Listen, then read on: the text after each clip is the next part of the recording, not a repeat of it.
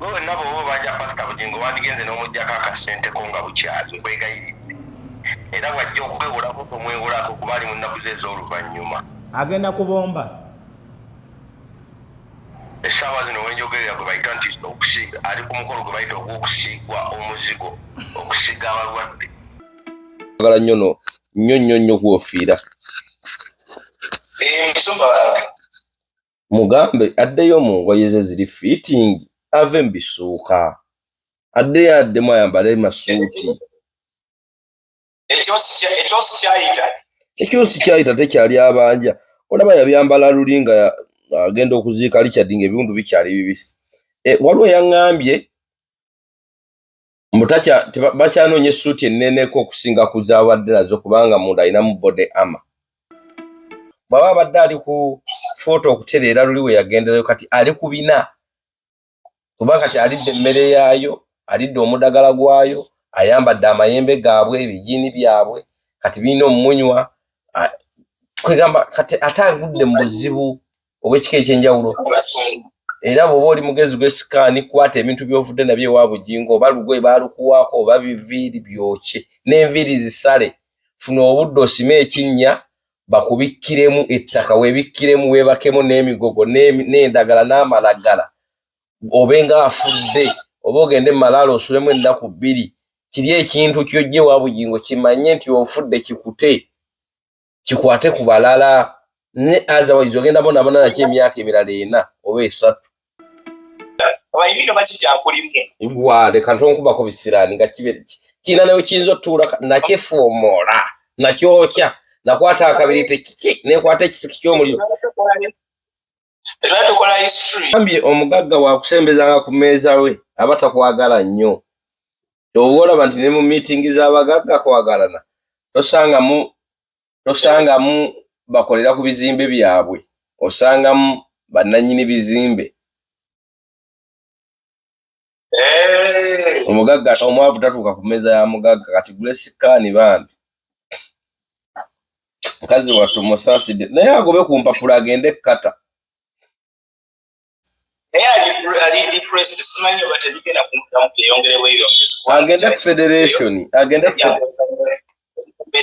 Agende ku federation.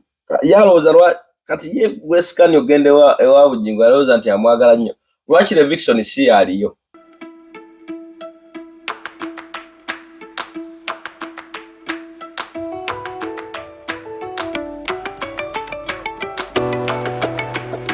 A'udhu billahi minash shaitani rajim. Bismillahir rahmanir rahim. Alhamdulillah rabbil alamin. Ze ajimiti omusomi w'ekitabo era omusomi w'edduwa. Nkozesa kyoto kino, ekyoto kino kiba kitagombolola. Lwaliro ku kyoto kuno kunyambira abantu bange. Buli muntu yenna alina ekizibu kye, ojja ku kyoto kino n'osula akabaani n'enkusabira. Buli alina ekizibu naddala mu abali e Bulaaya nompereza amannya. Naye nga sula mu kyoto kino n'enkusembera edduwa n'enkujjako ebizibu n'ebiba bikusumbuye. Walemererwa mirimu ki ddala mu abali e Bulaaya, abali mu nsi muno mu Uganda, abalemeddwa okufuna visa. Nantegeeza eri Adamu enkozesa nkofu ku kyoto kuno amala okusindika enkofu eyo negenda ebanja amabanja ge bakubanjiza gonna gwe yalema okufuna okuweebwa ajimiti nkozesa amazzi ku nnyanja kuno kumulengera ku mazzi wano ajimiti nga bwenyimidde olwaleero ngokumasira abaana Adamu bompereza ebiwandiiko byonna bye bompereza ng'oli e Bulaaya mbikwata nembizinga ne mwandika kapapula nembisula mu nnyanja nensaba Allah gwensinza asumulule ebyo byeba bikulemeredde awa visa agifuna alemedde ofuna omusajja omulungi amufuna sangeba ku namba 0752871515 era mwebale nnyo bulijjo abasubscribinga abalikinga namwera abakomentinga mbabuuzizaako nembalamusa na gye musinza kubanga mutuwuliriza era tugenda olwaleero tugenda kunyumya ne Uncle Bean wabula nga sinaba kubanga nteekako Uncle Bean musooke mukkirize mbategeeze bannaffe abajjanjabi abakugu bakakensa mu kujjanjaba endwadde ez'enjawulo bye bannaffe babiva organic bano nga bajjanjaba endwadde okukolera ku ulcers, prostate mu baami abaami abatakyalina muliro ku battery abakyala abalwawo mu nsonga abamugenda nga bwe baziddamu oluusa zimu bwe bazivaamu kaseera katono nga ate bazzeeyo abamu tezijjira ddala n'ebintu ebiringa ebyo bannaffe abo baba babijjanjaba ulcers baakugana ebyokulya ebyenjawulo baakugana ebintu by'amasavu baakugana amata baakugana amatooke ebintu ng'ebyo bannaffe aba Biva Organic bentambudde nabo olunaku olwaleero era nkugamba nti abakugu nnyo mu kujjanjaba endwadde eziringa bwezityo so tolemera ndwadde tofa na ndwadde nga abagisobola okuba nga bazijjanjaba n'okuziwonya we bali bannaffe aba Biva Organic. Biva Organic bano basangibwa Mengo ewali eddwaliro ekkulu ku Mukasa Road okulinaana Masengere wa opposite Masengere wagwayise ku kooti y'Emmengo n'okyaminako kyekikuba ekiri awo opposite kooti y'Emmengo oba edda ewali ofiisi za UTL ojja kusanga ekizimbe mu maaso awo webannaffe aba Biva Organic we bakolera kyokka ate obaawo nga tobafunye okyasobola okugenda mu branches ez'enjawulo gwali ewala ali Kampala ali Mbarara ali Masaka ali Lugazi ali Luweero ali Mbale ali Jinja yonna bannaffe aba Biva Organic gye bali ne Dr. Richard Senjobe kakensa era kafulu mu kujjanjaba endwadde ezisumbuwa Abannayuganda. Kale ojjawo office zigula okuva ku Monday mpaka ku Monday okuva ku Sunday paka ku Sunday okuva ku makya mpaka kawungeezi bannaffe abo aba Biva Organic era bagamba nti babeerawo nnyo gwe kyoba olina okukola kiri ekintu kimu kyokka genda maaso n'okuba nga ate obettanira n'osobola okuba nga ate ofuna saavisi zaabwe bulungi nnyo abo aba betutambula nabo era batutuusaako programu eno eya batutuusaako programu yaffe eno kuwano ku mukutu gaffe be basponsors baffe abakulu. Kale mubettanire mwabalina okusomoozebwa mu bintu by'endwadde musobola okuba nga ate mufuna obujjanjabi mu mbeera efaanaganako bwetyo. Kale awo nga nvuddewo njagala okubategeeza nti ne Ajimiti omulombi w'edduwa naye gyali agamba nti mugendeeyo nammwe abalombere ku dduwa abayita mu kusomoozebwa okutali kumu mu kusomoozebwa okw'enjawulo nammwe mugendeeyo abalombere ku dduwa kubire ku ssimu egyolaba wansi awo 0752471515 mugaye nti Haji kyala kunombera ku dduwa ajja kuba nga akulombera ku dduwa era waba nga olina ebitatambula bulungi bano njagala genda Bulaaya nina misango mu kooti gyagaana nina olutwensi onnemedde ku lujja abasajja banzaaliramu awo n'ebintu ebiringa ebyo ajja kuba nga asobola okukujjanjaba ye Haji miti mu mbeera efaanaganako bwetyo. Kale tugenda kuba twogerezeganya ne Uncle Bean era gwengezaako okuba nga ntetenkanya wano nsobola okuba nga mufuna ali butereevu Canada gy'asinziira ne tuba nga tunyumyamuuko ne wano Mungumbu yamusaasira n'amutwala mu nsi eziri first world nga bwe yeeyita oba nga bwakyogera naye nga tubebaza nnyo mwena abagenda amaaso okuba nga ate mutugoberera nga mugoberera ebintu bino byetuteekako mwebale nnyo mwebale ddala gw'olina mukolo oyagala kubanga tukolera omukolo gwo oyagala boogezi abalungi oyagala bakatumwa abalungi oyagala decoration omulungi oyagala ebintu byonna ebikwatagana ku mikolo oba kyeta management y'omukolo gwonna ojja kuba nga onkubira ku 0770 ngambe njala kunkolera mukolo nja kuba nkolera omukolo gwo bulungi nnyo mpaka lwe gunaasobola okuba nga ate gugwa era tusobole okuba nga tukwatagana naawe osiime kubanga basobodde okutukozesaako ate bo basobodde okuba nga bafunawo difference bafunye ekyenjawulo. Kale naawe osobola okuba nga otwettanira era ojja kufuna ekijjamu ekyo ojja kufuna tugoberera naawe atulaba ku mikutu gyaffe egy'enjawulo Martin Kimbo oba Kimbo updates ne MC Uncle Bean tukulamusizaako nnyo ne tukwebaza emirimu gy'osobodde okuba nga weekolera weebale nnyo weebalire ddala nze muzzukulu wa Kisolo Martin Kimbo kyenkusaba kiri ekintu kimu okulayikinga okukomentinga n'okusubscribinga gwe obanga obadde ekyo tonaba kubanga okikola akati ate ya subscribing edda go toddamu kuba ate bw'onoddamu okunyigawo ojja kuba ate we unsubscribing mpozi okubanga tewagenda mu kadde kali awali personalize n'oteeka mu olo bw'oba tewakikola osobola okugendawo kyekimu ne ku mukutu gwaffe ogwa MC Uncle Bean naawe agenda maaso okuba nga ateera ogugoberera ku line tulinako MC Uncle Bean angamba nti bwe mba mulamusa kale MC Uncle Bean yali Munnayuganda nga nzaalwa Zeekasande eyo Mubende Mitiyana era gye yavanga ennaku emukunguza bwetyo n'emukuba mu bitundu by'Okaleerwa we yatuukira awo n'agenda mu katale ak'Ekaleerwa n'atandika okusuubula emboga bwe yasubula n'asubula emboga nga tebijja bulungi n'agenda mu Mulago Theatre Kings okuzannya emizannyo n'agizannya aba ali eyo azannya eyo omwana atta omukisa gye gwamutomerera bw'atyo n'ajja neyegatta ku TV gaggadde eya Soroti. Bwe yabeera awo omusonga n'asiima nnyo n'agenda ku Shiro nga banoonya omuntu asobola okukola katemba. Ku Shiro gye yava n'agenda ku Soroti. Ku Soroti n'afuuka muganzi nnyo. Sebo bwe nava ku Shiro nadda ku ABS, bwe nava ku ABS n'engenda ku HTV. Nga wazunga mu bya media. Walala ndowooza wali oyera tewamanyika. Oba tonaba kwegatta ku TV nnene. Kubanga TV najja kuba twagifuula ennene. Kuba TV ennene ensi kwe yakumanyira era awo nkyakuwa Nyanjulayo. Awo n'abeera w'amaanyi nnyo era mukama we Pastor Bugingo n'asiima n'amujja ku TV n'amutwala ewaka alabirire awaka bwepo n'omukyala eyali omugole mukadde ako gwe bayitanga Susan ye IMC Uncle Bin Kawoya Fahad. Tukulamusiza ssebo. Kati bwe navaayo era nnyonnyola munnange. Kati bwe yava eyo ewa Soroti nga bamaze akozeeyo ebbanga lyakolayo bamusasudde ng'emitwalo gya 5 buli mwezi naye n'abawa TV egye yali aguze n'agitonera Susan Makula n'atandika ate kufuuka mulabe waabwe ng'anoonyezebwa yawambibwa nako okumala akaseera awo bw'atyo nga Katonda bw'aterabira abantu be n'atetenkanya obulamu okukakana nga abuuse Uganda n'agenda mu first world country era ali Canada. Sebawo tekimala? Teka mula kino nti era Bugingo akyateekamu ssente mpitirivu okulaba nga bafuna omuntu oyo. Era ye agamba nti Bugingo akyateekamu ssente mpitirivu okulabika nti bamuzza kawoze kata Bugingo akyateekamu ssente mpitirivu okulabika nti akomawo ng'ali mu keesi naye amabega kaawo Bugingo yagamba nti yagenze bagenda mukolako emikolo gino ddala egikwatagana ku nsonga z'ebisiyaga. Kyetusaba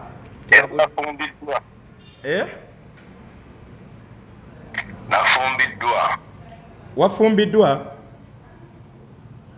Kikulumye. Wafunye musajja mukazi?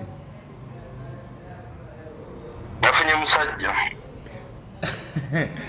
Bajja okuwa ojja okufuuka samoni y'oku Sande gwe weeyogeze. Kikulumye. Sooka obuuze ku Bannayuganda. Mbabuuzeeko kyakagenda kunnyanukula. Muli mutya kale? Bati ni Kimbowa. Sebo. We tukodde vidiyo eno. Wadde essaawa 10 nfunye essimu ku ssaawa 10 ez'ekiro.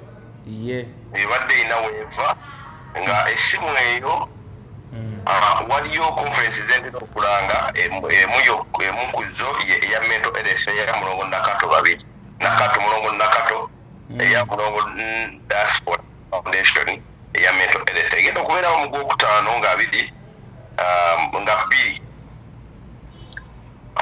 omuntu omu abeera ku Radio 1 akola ndowooza nga agent alimba abantu yagenda ng'akola invitation ez'ebicupuli ng'aziguza abantu nga bagamba azijje wa Mulongo. Kati olw'okuba nti nzaalanga ekintu ekyo bambi bankubidde okonfaminga bwe bankubira ne bagamba n'empeereza nnyini CEO n'alaba invitation eyo nga sintuufu n'enviddi z'omukyala ne bagenda ku poliisi ne babakwata.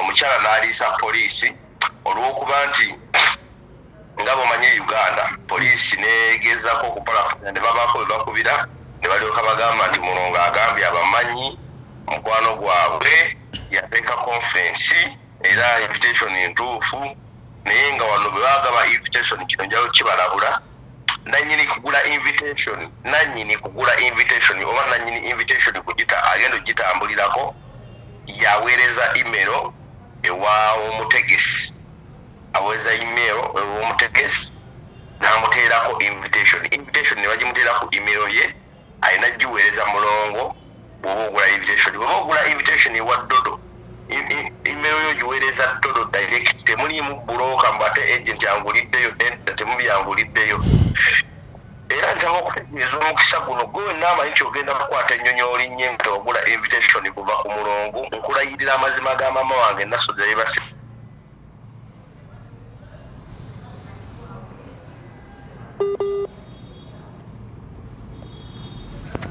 kubanga ogenda kuba olina fake document nkiddamu ogenda kuba olina fake document gwe nalina invitation ya mental health nkwegayidde bulungi nnyo kwata essimu ombuuze nkuwe enamba ya mulongo kubanga enamba za mulongo abamu mufunyeefu oli omufeera akwata enamba z'abategesi n'agamba ye mutegesi n'azikyusa n'ateekako ezize kati nga buli w'okuba yakwata kwata essimu eyange eri +256 750 90 99 86 si bya sente bya bwereere nkuyambire bwereere onkubira oŋŋambe nsaba kukumba ku namba ya mulongo entuufu ngenda kuwa enamba ya mulongo omukubire omugambe invitation yange yeno yajja kulaba kodi eziriko lusabo bamutute Dubai yagambye talidda Dubai gwolaba oyo obukabuuka bisa fulufiga ali Dubai mwannyoko lindako obukabuuka sikuwulira tompulidde mwanyina zali Dubai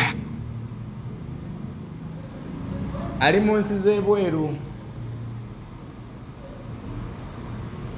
lwaki essimu yeebuukabuuka ogikoze eki internet ekyuse kati ndi ku direct sebo internet ekyuseemu naye mbadde ndowooza era oba ompulira ezoza internet kale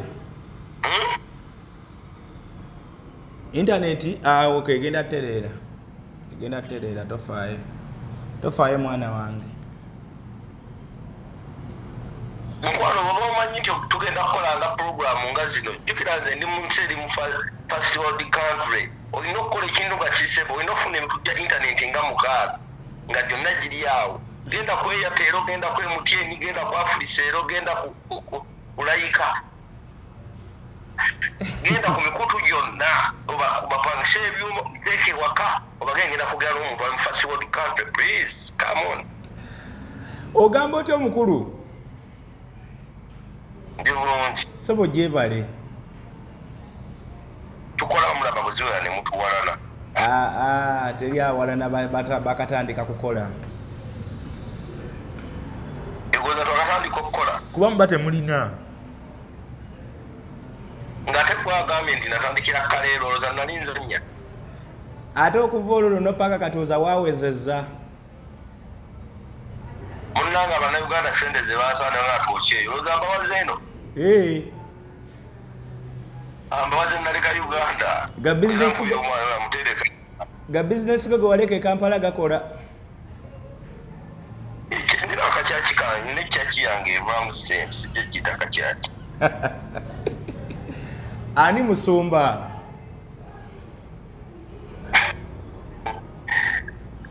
naye omusumba ayita olukuŋŋaana lw'ababuulizi b'enjiri n'abasumba bagende mu Mukama yamugambye naye nga Mukama emabegako eyo nga tukyasabye yagamba nze Mukama tantumangako kuŋŋaanya basumba Mukama yeefudde n'agamba nayasenyo nga wadde akola n'agamba ngasenyo nga akuŋŋaanya abasumba mujje tusabire wamu yaliwo conference kati naye yagitumye conference okusaba mujje tusabire wamu omulembe ogwononesi mukati essaala ye tekyasobokemu ababuulira enjiri ku kkubo naye ajja kiwulira emabegako awo yagenda n'agamba abasumba balonda olukuŋŋaana mbu lugenda tuula ku kyaki luno olwa bonke n'agamba ye si musumba wa biguruupu era yetabeera mu biguruupu by'abasumba kati yakyusizza birimu ati lero olukuŋŋaana tebamuwase bakolera Katonda omu era Katonda wabwe abatuma kati waliwo aleka budget kati ayakkiriza abeere mu biguruupu anti budget nga sente golina oketaaga budget weeri waliwo obundi federation ng'eyabayimbi akasente kagenda kuyita yeeyo ye musuuza kati so mu ngeri yonna okatwala olina kukola bye baagala bannyiniko okwekadanga kugenda kubeeyo kati lwaki mu kanisa ewanyi obwenzi obuli mu kanisa bwe bwoba oyagala okufuna sirimu genda mu kanisa ekyokubiri bwoba oyagala okunoonya omukyala atayinatu tugenda mu kanisa mbadde manyi ebayo babizibuzibu anti era ebizibu bikugunyiza omuntu w'ebizibu aba n'okusalawo olowooza ekkanisa obadde otegeeza ekkanisa yonna yonna gy'oba ogenzeemu oba ogamba eri eyammwe specifically actually abaana basinga okuwabulwa be baana abalokole omwana omulokole omugwako n'omukwana nalokadda bakyala ewaffe n'ogenda n'okyala ewasengaawe najja n'afumbulaganyanyula amaze kwetegereza omusajja gwentwala musezi nga tebabyetegereza nabyetegereza oba engeri gy'abafumbi bafumbirwa nga babalekera abaana bagala balabirira ku baana simanyi obyo bijjawa anti bayibuli egamba nti kyolina kyogaba amafuta gafuuka mu kyevu kya looni kati boosi waabwe g'olabirako olabira ku musumba waabwe musumba amafuta galina gakuwa amafuta musumba wo galina gali kuwa nobolikola otya nobolikola otya era mulikanga amaka gononesa naye ekkanisa nga zibamu abasumba endiga tezifaanagana basumba nze ndaba ekkanisa esobola okubamu endiga nga njavu nnyo ng'omusumba mugagga ate amafuta tegategeeza ga bugagga teri musumba alina amafuta ga bugagga kubanga tayinza gamba nti natandika bizinensi eno nentandika n'emitwalo 3 kati ndi $5,000,000 kati bo obugagga babugjawo okusaba si bizinensi naye nga bagagga nedda nti kati ekyo kyakulema okutegeera abo si bagagga baki obugagga obwabulanga n'okubaamu ne ku ssente ndaba nga abagagga balina ebintu ebivaamu essente abagagga be bawava munno obugagga musaayi obugagga butambula ku lunyiriri kati oyinza okuŋŋamba nti bugingo omugagga ng'abaana be yabalekaka tabaweerera wali omugagga akola ekyo baana be bali anfuufu ate oyogedde ku ky'abaana katutandikirawo wennyini nnyini oyinza okumpaayo baganda ba bugingo 3 nga bonna bagagga mpaayo 3 gwe yatulaga ku kituuti nti muganda wabeera Rwanda gwe yatulaga ennaku ezo nti yazze kumulabako naye kati alinga bawonsa ku kituuti yasiiga enjala yali asiiga njala omuntu yali abeera Rwanda zigalirawo kaawo omuntu yali abeera Rwanda wali obimanyi byali akola Rwanda akoseza tumukosa basisita be yaleeta betwabaguliranga engoye mu tawuni ebitenje byebiri ekitundu n'obumu ekitundu naye ate era obugagga tekitegeeza nti n'abantu bonna bagaggawale goba mugagga tekitegeeza nti bonna balina okugaggawala ati kati wotayawulira bugagga nakubeeramu na ssente abalinamu ne ssente obaamu ne ssente budde bwonna ziggwawo kantandikire wali ku ky'abaana musumba bwe yafuna akabenje bwe yagwa mu baseddekezi mu batemu ab'emmundu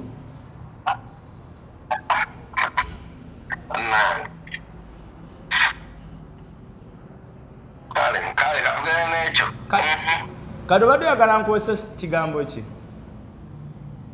kozesa ekigambo ekituufu ye kyeyagamba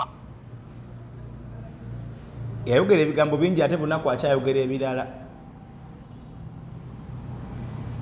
gamba nti bwe yali n'owa SFC komando wa SFC akuuma pulezidenti nga yamukuuma katono namugamba ka wansi wa steeringi emboozi yonna nginyumye nga bwe yali musumba bwe yali ku luguudo lw'ebbawalakata wano ng'ekasubi ng'avuga emmotoka ye ennene empenkoni Lexus eyo ng'alinamu owa SFC we ng'alinamu omukadde w'ekkanisa we ng'alinamu omuyambi ow'ewaka anoonya stocks obuguwa bw'engato bokisa n'ebirala ng'alinamu abantu babe anti omu yali omu naye ng'alimu ebintu bingi ng'alina taito zonna yali mukadde wa kkanisa kubanga mu kusookera ddala nga ebyo byakabaawo baatugamba nti dereeva abaddemu ne dereeva we ewayitawo essaawa ntono nnyo yatugamba nti abadde n'omukadde w'ekkanisa olwaddako n'agamba ki ewayitawo eddakiika yatugamba nti no ejje lya SFC ne lyogera lyo lennyini ligaa nti oyo abadde komando waffe ewayitawo emyezi ng'ebiri n'agamba nti yali komando ow-SFC olwaddako n'ayogera ki wayitawo omwezi nga gumu kino n'agamba nti yabadde anoonya obuguwa bw'engatto ze yabadde anoonya engatto yabadde anoonya n'olugoye lw'anaayambala mwe ne mutwala ki kitegeeza nti omusajja oyo eyafa buli lunaku ajja kumutubako kyamutugambako ekirala nti abadde kiyambye mu nsonga ze ez'ekyama kujjako yatuga nti yanoonya stocks ne bokisa n'obutambaala awo yatuwangulira kale ate omukazi aye aba akola ki omukazi ayinza okuba wakwegatta nga ye yajja kwegatta kyokka one man is army kale ebyo bwe byabaawo n'agwa mu basaddekezi b'emmundu abaakubako just ku luggi lw'endabirwamu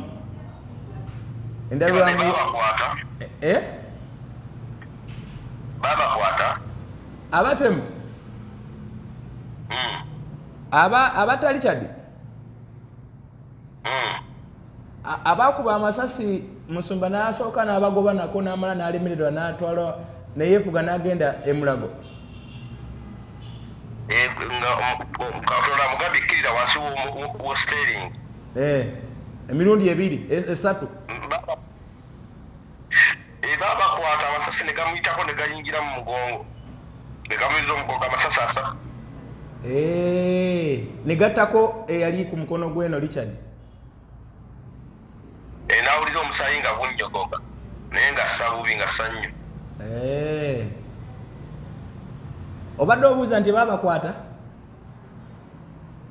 miliyoni 2 ze bateekawo poliisi babakwata waliwo eyazirya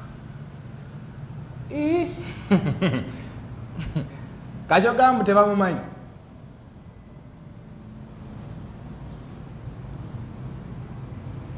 ngate ndawo omutembe bamwongerako nti security bamukuumirawo atuuke ku budde bwa kooti oba bamuteeka house arrest security yakumukuuma asobole okutuuka okuwa obujulizi nga waali nga tadduse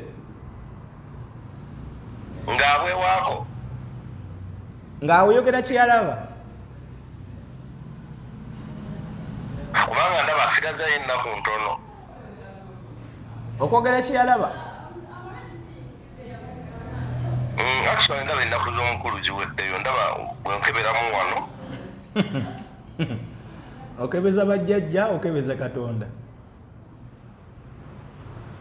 anti Bayibuli yatugamba nti yatuwa obuyinza wansi olulimi lwaffe obuleeta obulamu obw'okufa kati omuntu wakuweera obuyinza obw'obulamu obw'okufa kubukumanya n'okutegeera so kati wano bwemba ndabamu mu sikwiini yange ndaba ennaku zeeyera security ffe twagiwa buli kimu ekyetaagisa kati yeemanyiyo era gwe nabo bo bajja pasita bugingo wandigenze n'omuggyako akasente ko nga bukyali nkwegayiridde era bwajja okwewolako omwewolako kuba ali mu nnaku ze ez'oluvannyuma agenda kubomba essaawa zino wenjogerera gwe bayita nti ali ku mukolo gwe bayita ogw'okusiigwa omuzigo okusiiga abalwadde eryo ssebo sakalamentu ddamba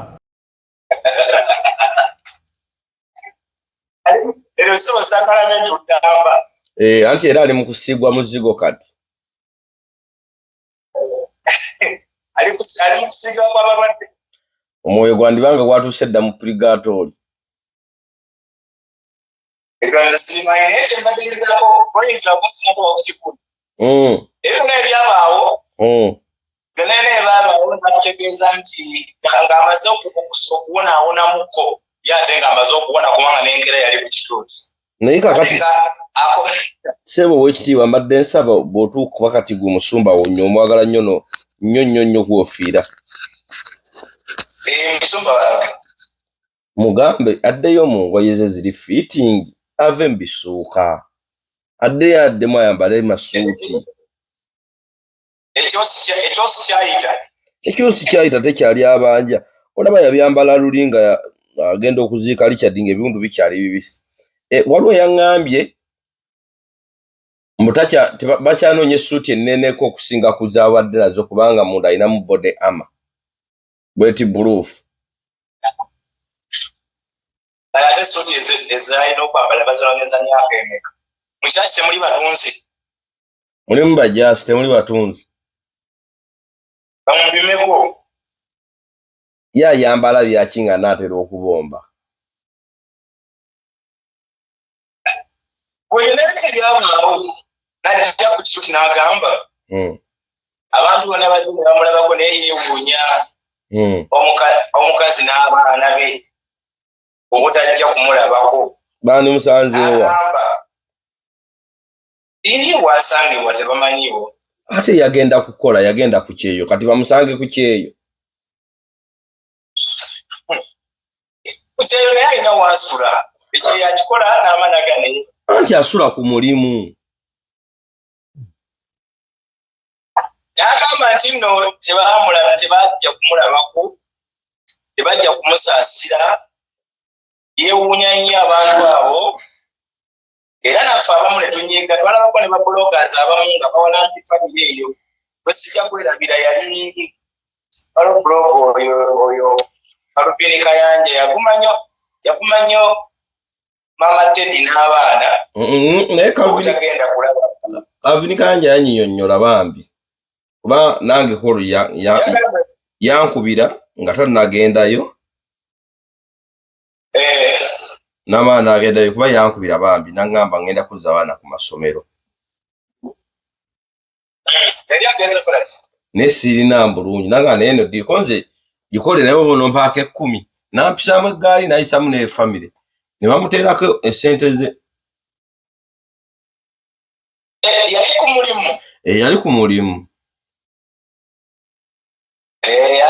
Twakitegera tetwalowooza nti agadde kuba Mama Teddy n'abaana. Yali ku mulimu gw'olaba yaddamu. Ati yaddamu. Contract yaggwako. Ekyo bwe kyaggwa netugamba inaffe tutandika okunyiga tugamba naye bannange omusajja ekitamu yawunya amasasi nemutagendayo okumulabako naye ebitala ebyayo social media. Martin wangi tudde kati mu buntu obwaddala kuba buli muntu obeera ne consensus. Omuntu human being abaana bandigenze ku mulimu taata waabwe gyali kubanga omusajja ali ku mulimu. Okudda mu buntu abaana baali basobola okugenda ku church. Ate ku church nga ne Richard tebamulekayo musabirirayo ate ku church bakoleyo ki bali ebiwundu babyaddressingiranga waka mumanga ku church. Ate kati bandize ku radio. Ate akoleyo ki kati bosi wa Bujingo tamukkiriza kukyaza abantu okujjako mikwano gya bosi be bajje waka.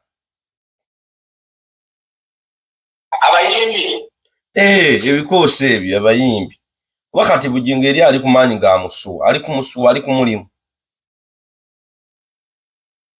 Ali ku musuwa. Ali ku musuwa musajja wattu. Kakati abadde tuli awo omuku yaliko omukadde w'ekkanisa omu kubatandika naye Bativale nze yabooli gwe yavuma omulamo nti yamutta dda. Kosi yamugamba nti mulambo. Yamala dda omutta n'omuziika. yatuwadde amawulire agatukubye enkyuku era agatwewunyisizza. Bwe yategeezezza nti ebyo nga bibaddewo amasasi ng'omuwala agawudde muwala wa Mukingo omukulu. Ensisi yamukwata ekiwojjoojo n'afuluma n'akwata emmotoka avuga adduka alabe kitaawe abadde ki. Kibbaawe n'amugamba ogenda wawekka, baawe n'amugamba kankutwale. Era baawulira nti kitaawe bamututte Mulago ne baluvuga paka Mulago. Okutuuka e Mulago ngo bodegaade wa basi oba kati ataawe yali avuddewa mu budde obwo baaba bajja oba baali mu puroguramu nti Ssaabwesigwa mubeere Mulago bategeddeko oba isiti Kato. Asiye Kato bodegaadi ye mukulu Simon wa Galubindi wali awo. Alina Galubindi wali musajja. Simon oni yakweka emmotoka. Asi Simon waaki waliwo Simon omulala abeera nnyo ne ku kituuti abeera mu Galubindi munene mumpimpi. Otyo nti yagaana omuwala okuyingira okulaba ku mulwadde. Naye omuwala gwamusinga. Lwaki? Tolaba nti omuzadde tasobya naye olaba embizzi bwezaala obwana bwayo netandika obbulya. Embizzi bagirya. Enkoko bwetandika okubojja amagi bagisalako omumwa, bwesusse nnyo bagisala. Bweko okulima ekiro bagisala eba nsezi. Oyo omwana Doliini bw'abaana mputu z'abaana bano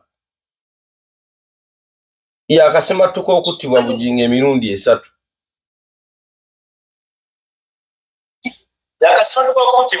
Yakasematuka okuttibwa Bujinga emirundi 3. Ne ku bijambi ebyali Entebbe ku mulembe gwa Kayihura bijjukira.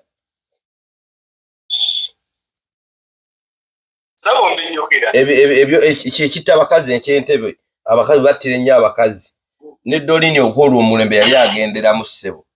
Nga ekimuvunaanwa nga Bujinga ateeberezebwa okuba nti Teddy gundi ani Doliini yateeka obukwata amaloboozi mu nnyumba ng'alaba okuyomba kususse waka yeewerera okubatta. N'akwata obujulizi amaloboozi n'agakwata n'ateeka obugundi mu gundi alireeta amazima. Kati Bujingo n'asalawo atte omwana oyo yakakisimattuka emirundi 3. Olwala baali bagenda muwambira mukidinappingira awo ku Lubiri. Olwaddako baamutwalira omuntu ng'ayina ebimuli, yalina ekirabo yali agenda kukuza birthday nga kirimu obutwa, yakimutwalira ku mulimu gye yali akolera.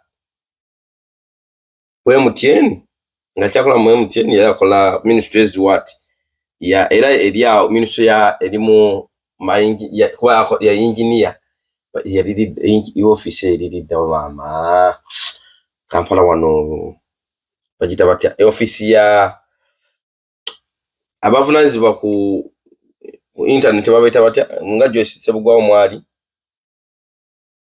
social media biki bwatyo aliyo mu bwatyo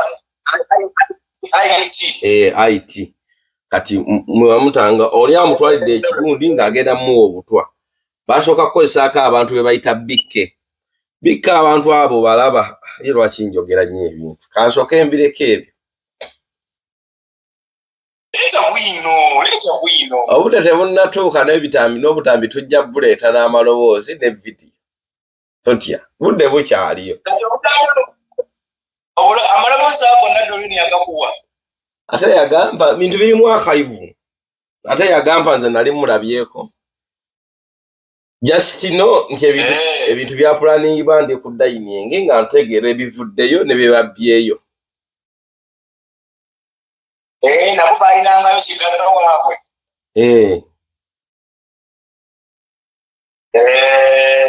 so kati Doliini omunenya ogenda okulaba kitaawe mu ddwaliro omuntu atakwagala togendangayo gye batakwagala togendayo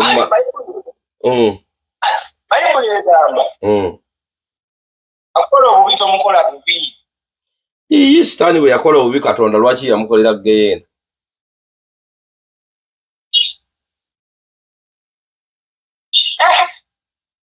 Yani nekyala niteeke 10 muzadde wo muzadde gafuna ki asobya liyo tyanga muzaddewo anti era bwe tuba tusaba tumutya tugaa nti kitaffe ali mu ggulu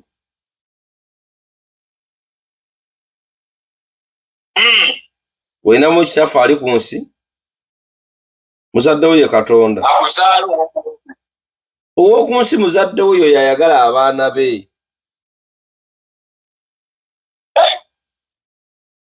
naye kati kyava kyokumugaana okulaba ku taata we omuntu omulimba aba amanyi n'abalala balimba kati omuntu omutemu aba amanyi n'abalala batemu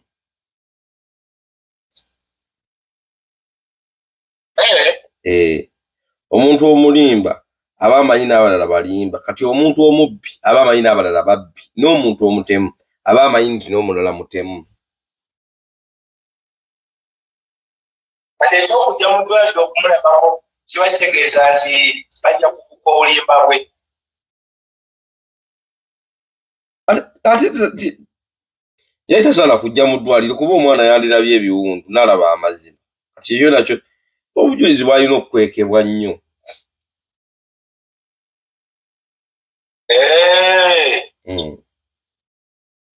kubanga ebiwundu by'omugongo buli yandibadde aze mu ddwaliro bwe yandibadde atuukira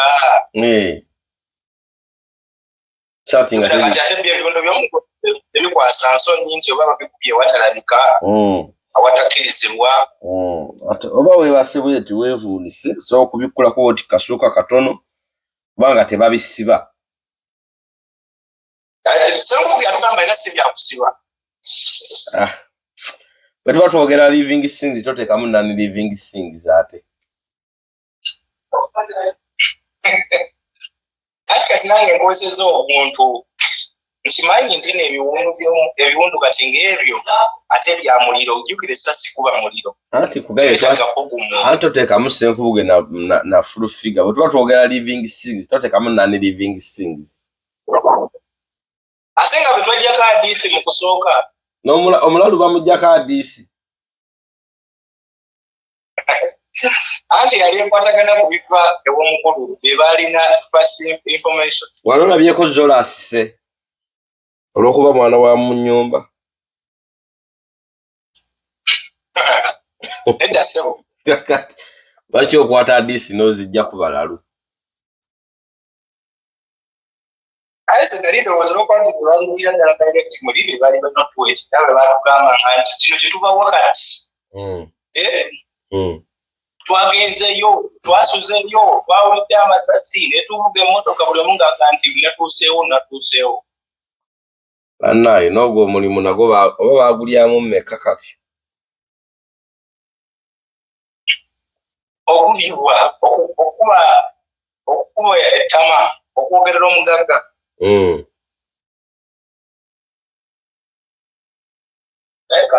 bagenza okukola n'akagulupu ke yasooka n'akatuuza wansi n'akagamba nti tugenda kwogera wetune naye ate ne bamala ne boogera byabwe naye nga mu byonna mbadde nsaba bannayuganda mube balabufu nnyo omanyi kirungi okwagala omuntu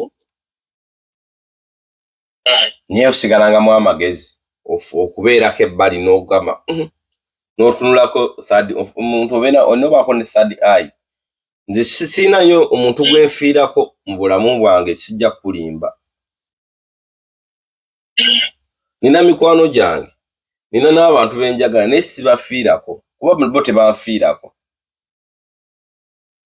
kati buli wofiire ennyo ku muntu ogwamu amagezi n'otandika kulowooza kyalowoozezza buli kyalowooza kiba kituufu maaso go that is wrong kyova olaba nti omuntu basogamba nti bino biki ne bavuma n'okuba engalo ne bavuma olwo ne bavuma n'okuba engalo naye nga tebwosanga omwana wo ng'avuma ng'omukuba kati n'ogamba ani mu kisiru ebintu bimu mugenda n'abaana bamwe ku makyaki gye babijja nze nabawa ekizampo kimu ne bagamba bannange omuntu abagatta wano negamba olina mikwano gye egikola mu Centenary Bank olina mikwano gye egikola mu DFC olina mikwano gye egikola mu Equity Bank bagambe bakebere ku akawunti kwoteeka sente za Pentagon bagambe kuliko sente mmeka bajja kuwa final answer bagambe zigwako zitya zivaako zitya era ojja kiraba soti media wano gundi UCC yafumiza kampuni za ma TV za media nizifumya ne bannyinizo olabyeko nti soti media house of prayer yaliko Pastor Bujinga Rosias 100%. Tekuliko sigintole, tekuliko kino, 100%. Katatenga gojjo unyenga tojjo mukomba amanyi. Ate ntubagamba kino ekyo tebakirabye kuba kyabasoma. Omanyi bana bakyafuka mukebe bwa nnommi bano abanywa ebitiko ne okula tebabitegeera. Bana bakyesi battalo ne bamirira ku mulyango gw'ekigo ne toys ne zitaatuuka. Ne basenya ng'ate bwe bali bisabalala kusimama amagundi akasunzo wakatadde wannakawanise wali. Abo tebabitegeera. UCC efulumiza okulaga media nannyiniyo. Oli yagamba alina basigintole baliwa. Kati gwe ng'ojja ovuga ate n'okugyayo ekyo n'okuprovinga ekyo UCC okukola ekintu ekyo gundi pasenti mulimu teekawo kubuusabuusa nti sooti mulimu omukono omulala ogw'omuntu omulala gwe mutalamanyi. Naye ate era bugingo ne babiteeka mu mannya ge tayinza bitunda kuba talina baanyi. UCC yayagadde kutaasa bantu. Ati osobola okukuba omulabewo naye ng'omuyamba. Kati UCC yayagadde okujja oprovinga abantu nti soroti teriimu mukono muki mulala. Naye ng'ateeka kasawo abantu nti gye musonda ssente TV ya muntu, property ya muntu. Yagamba n'abalambuzi banatera okuvaayo okubalaga ekyapa kya House of Prayer omutuufu. Ebyo togendayo nnyo. Tolina baana oyagala okufa kati nsumulule. Oyagala okufa nsumulule weewaddeyo ofe nsumulule ku mukutu gwo. Leta wiino. Omanyi omusajja gwe bayita Kajubi ali mu kkomere yaleetanga amanda ga Tiger Head. Ojja ofuneyo obudde omukyalireko akunnyonnyole ku ttaka. Eyo tuveeyo.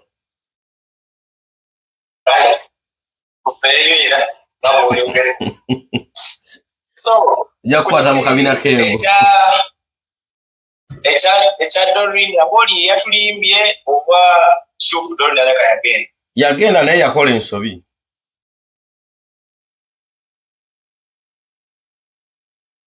Yandikoze atya mu kaseera ako? Yandikubye essimu yandikoze. Wandirinzeemukko tosookanga kkaaba ng'omuntu yakafa.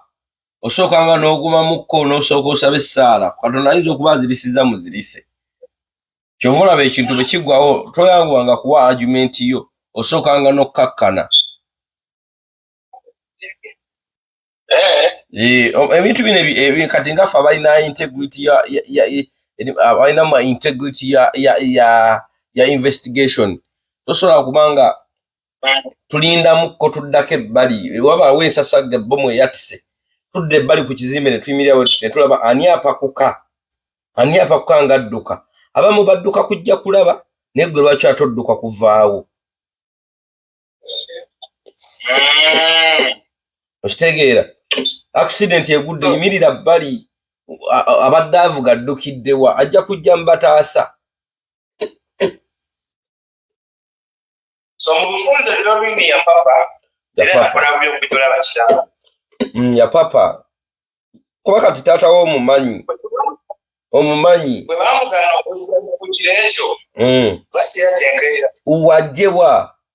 Nga n'omulambo omulwadde baamugjayo kiro. Teyasulayo.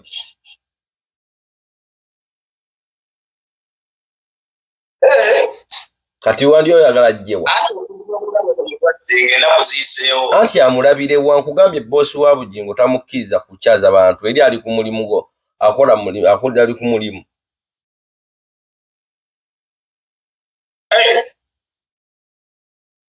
Wadde ofuba tekukkirizibwa kulanga wawonya amasasi bwe gatyo.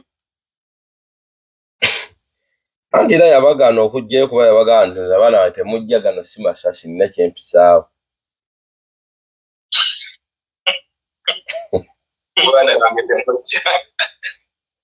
Andi atika kati teyandifuddeyo nakola ki? Teyandifuddeyo nakubawaayiriza nti tebajja. Ebyo biba mu script gwe kyogamba Abedi Bwani katavumangako Museveni. Yali amuvuma. Mpuuga badde tavuma Museveni naye kakati si bodyguard wa gundi wa Mongi.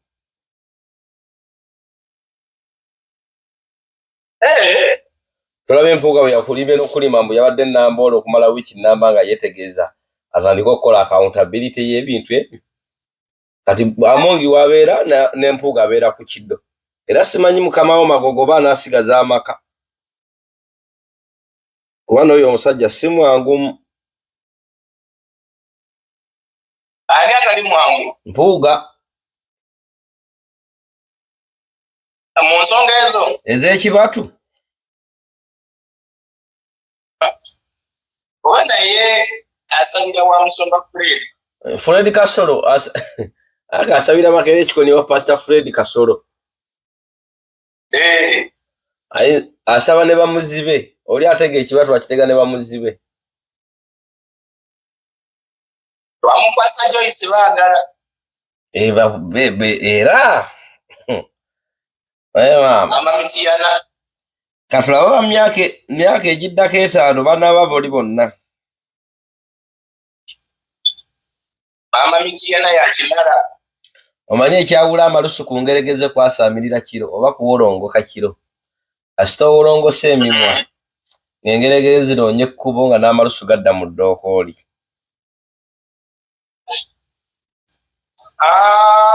Twogera ku muwala ono omuyimbi Grace.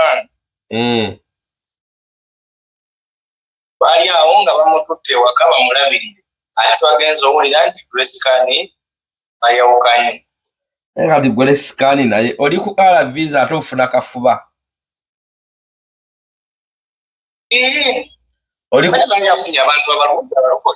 Olwedde oli mukumira RVs kakati ate ng'ogenda okisinga wa TB. Sikyotegeeza. Enjovu edduka mu kisaka n'entulege ng'ate akamyusa oba olabe ekiriyo.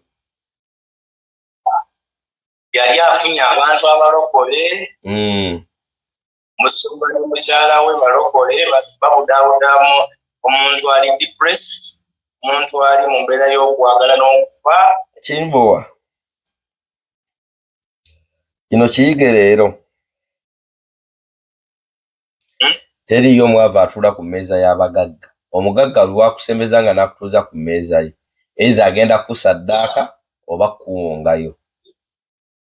Oba olaba nti n'ensi zino ezaakula bwe ziba zituwa obuyambi nga zituweera mu nsi yaffe. Teziteekawo free visa. Zandigambye banne mwenna ababonaabona mu Africa tutaddewo free visa mujje mu America mujje e Bugeeza mujje Canada. Naye omugagga process gy'ayitamu okufuna visa naawe omunaku gy'oyitamu kitegeeza bw'ate baba bakuyamba basindika biliyoni ne biliyoni naye bakuyambira mu nsi yo. Omugagga omwavu tatuuka ku mmeeza ya mugagga olina kuliira wala. Kati Grace Mbambi saana akujowinga abantu bali mu depression bwetyo because kyayitamu sigamba nti baakimuloga naye kati ate kyeyongeddeku kati ate okutereera bw'aba abadde ali ku foto okutereera luli we yagenderayo kati ali ku bina kuba kati alidde emmere yaayo alidde omudagala gwayo ayambadde amayembe gaabwe ebijiini byabwe kati birina omunywa kwegamba kati ate agudde mu buzibu obw'ekika ekyenjawulo. Era bw'oba oli mugezi gw'esikaani kwata ebintu by'ovudde nabyo ewa Bujingo oba lugoye baalukuwaako oba biviiri byokye n'enviiri zisale funa obudde osime ekinnya bakubikkiremu ettaka weebikkiremu weebakemu n'emigogo n'endagala n'amalagala obenga afudde oba ogende Malaalo osulemu ennaku 2 kiri ekintu ky'ojje ewa Bujingo kimanye nti ofudde kikute kikwate ku balala ne otherwise ogenda bonaabona nakyo emyaka emirala 4 oba 3. Bwenga kyakuta. Anti mu myaka emeka bye nakola navaayo 2019 e Canada nze 2023. Nalire kyakulimu. Wali onnoonyako mu 2020 wali onnoonyako mu 2021. Kati oli firi oba kyakuta oba ibino baki kyakulimu. Leka ntonkubako bisiraani nga kibe kiina nayo kiyinza otuula nakyefuumola nakyokya nakwata akabirite kiki nekwata ekisiki ky'omuliro. Era tukola history. Waliwo olutalo lwa First World War olutalo lwali Japan. Mwene ebibuga Nagasaki ne wisoma olutalo lwe lwagwa n'okutuuka olwabeera abantu nti bakyazaala zibayita after effect n'abantu bakyazaala abaana abatali bulungi bakyazaala abaana abalina damage kati bugingo nzage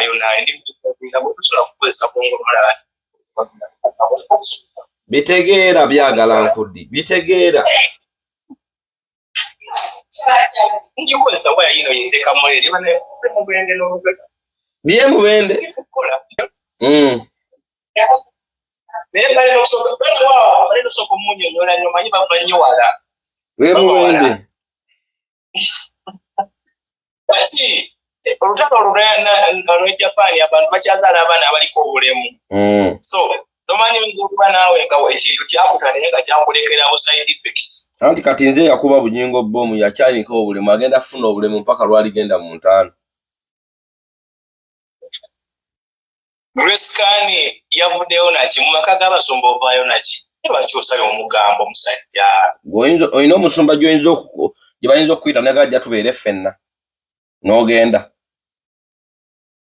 iyo omusumba nga yakuyise nga ate abasumba era omulimu gwabwe kwaniriza baganyinza obutagenda Bishop Kiganda akuyita obeere ewakaawe tampitangako naye bw'aba se mmanyi musajja wa Katonda is a true man of God ne bugingo ojja kugenda ndaba bugesikani avuddeyo kati gwe genda weetwalira ekifo maawe ofunye maawe naye nga muvaayo omusajja oyo ate nga temulwayo buzibu kyo kibaawo nze nalwayo nze yali agumiikiriza akayiba kabasudde okamayike bagamba nti bwe ndivaawo walibaawo okunyolwa ebiddawo tebyenkanankana kyo kimanyi nga yadde ng'abaageresa nti awaakula ennume naye bukyanga bbiini avaawo mpawo yasika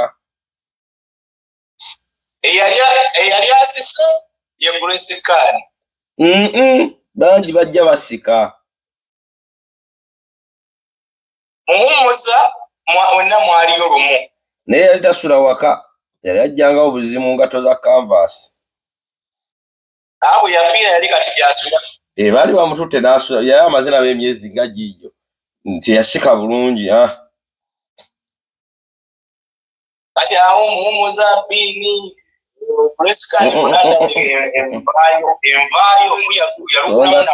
sebo tongatta miguunwa nze ndi mulala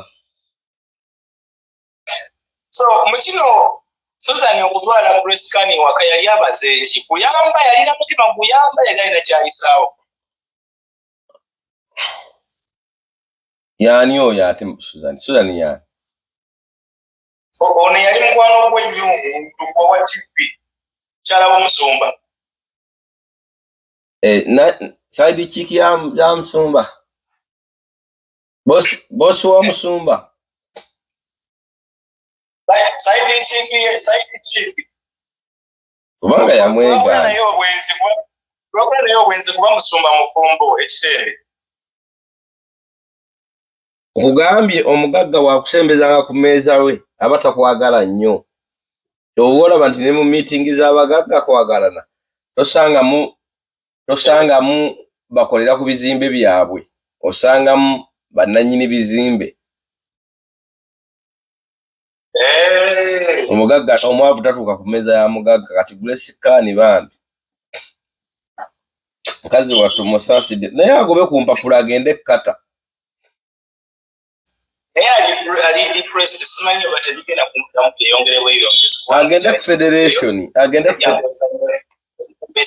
agende ku federation yalowooza kati ye Grace ogende ewa bugingo yalowooza nti amwagala nnyo lwaki Levickson si yaliyo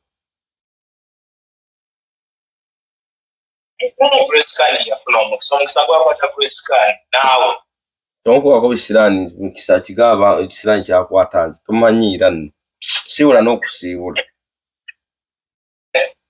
ekisiraani kyakwata ate ku bakozi bonna abaaliyo lwaki kuwagenda mu maka wafuna omusa okugenda mu maka anti era ebisiraani bikwata abantu nabakugobamu n'emizimu kubanga baakuwa embizi wabula bannanga ate bwe bonzizeeko naawe nno toli mwangu bwe waŋŋamba nti bakugamba kutali akise bisi kugenda kulemera eyo wajindisa ne bajintwale kuseka bakase wali kuseka baka nga tutamale mirundi watula waliwo nito kiremerako naye ofaafaganye dunia kubanga fahali okubanga yagenda oleeta senior yagenda oleeta oluti dunia enkozeeko effujjo dunia ekufuze sipiri enkozeeko effujjo ngitegedde ensi ngiwulidde wali weetisse ku mutwe nga tolina kiwetise omukino Grace yatandika bulamu bulala bagenda kuddamu badokiti ng'omuntu omulala oba nabo baleka batandisa okwetemu okuyamba gwani yaga nti bayamba bakazimbira bameka amayumba ate bagamba abakozi abakolera tokola myaka 3 nga tonnazimba oba tonnagiweza oba ogiweza nga tonnabazimba bwe bakyalina kye bakwetaaza singa Senkubuga akoleddeyo ebbanga kati singa alina YouTube channel tagyetaaga ebyo si ndowoozo Senkubuga musajja mukulu kyana agikoleko singa alina TV eyiye nga ne Katolo Bwama yali alina ku TV ekirooto kyekkozesebwa okuba siba bulungi okitiibwa mbadde mbagamba kiwandingambye balibadde ku example za kukozi abalala abaliyo nga tebazimbanga era bakyali naye kati Senkubuga bajja bakani bajja n'okusiba bazimba omuntu yajja nekola n'akola ne muwala we ku mulimu gwe gumu sala akunjogeza ku Senkubuga oba bambi mbanjogedde ku muwala wa temwawala we mwagala nnyo just my best Mwanyoko ali Dubai lwaki teyagenze ne bbaawe simpokke sibimanyi ebyo nze mbimanyi ate mbadde manyi omuntu gwe yali akulaze ku muko tagendangako ku mukolo gwonna ng'alina muko tagendangako ku kulumbe kwonna kimanyi kiki yagenze ne bbaawe era mu Luganda Mannyoka ababbaawo yagenze ne Ssebunya yagenze ne Ssebunya esibifo omwana oyo wekanga omugabidde bakadaama beeyo mwana fuufiga alina ekisiraani bwe yajja ku Soroti Bugingo ne bamukuba amasasi Pentagoni negana ozimbibwa bwagenze Dubai amataba gayiise kisiraani yamba bamukuba bwe yagenda okumuggyako omusaayi okugaba omusaayi bamukuba mu kikube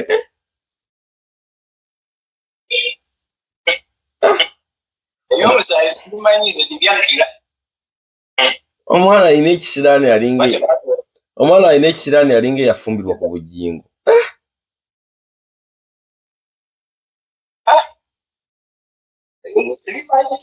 nze mbimanyi akange oba kali akake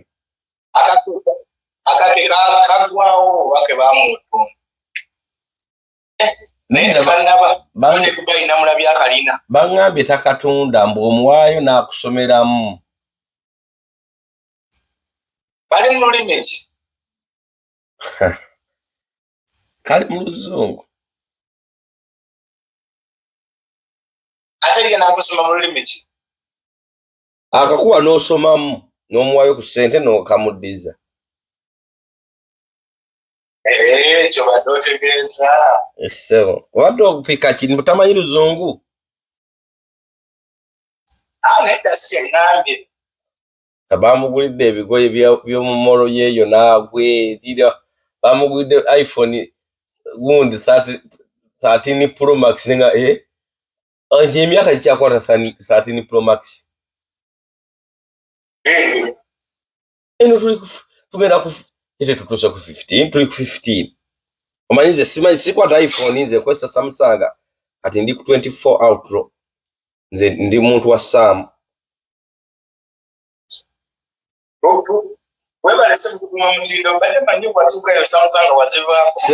nakola contract ne Samsung balimbula bazinga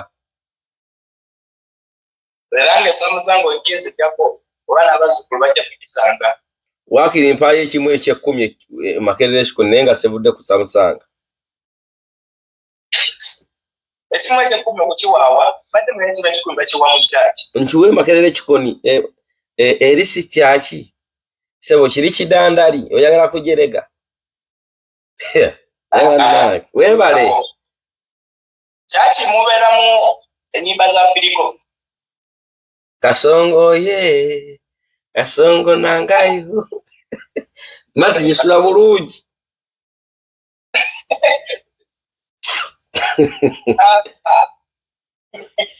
mukama abakuume mwenna abatulaba bannange abagala conference gyeziri okutandika ogwokutaano nga 2 waliwo mental health gwalina visa katonda gula invitation funa invitation ennungi ate ogende mbana Uganda ojja ogwemba na Uganda beba bagamba ebyo simagenda ogwe province eyo kibinyo okugwe wantu nga tolina muntu gwowulira naye lulimi kubanga oba tomanyi kiddako tumanya nakutaasa tumanya nakola ki kirungi nnyo n'ogwa mu community gy'otegeera otandikirawo n'olanda n'olyoka ogenda mu province endala gwe naye ayagala conference okujja okulambula tugenda mu sama tulinayo eryato mu gwokutaano nga 25 ate mu weekend eno nayo tulinayo party yaffe ya Newcamba mujje tukikube nammwe mwenna abali e Toronto mujje ku lyato omugwokutaano nga 25 kigenda kuba massive nnyo yash tugenda kuba ku yash enjali nnyo Mami Dodo Kajumba talina buzibu mulongo Nakato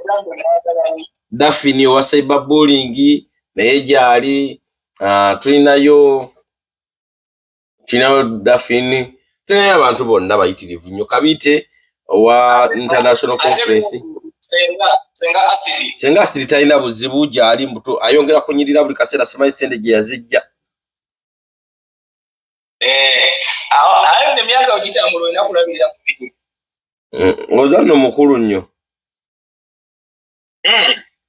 ajimuka bujimusi muto myaka 28 afaanana antisu nzinali manyi balugana ne antisu sinikire ebinnyo bantu va ku bantu wesonyiwa abantu leave people to be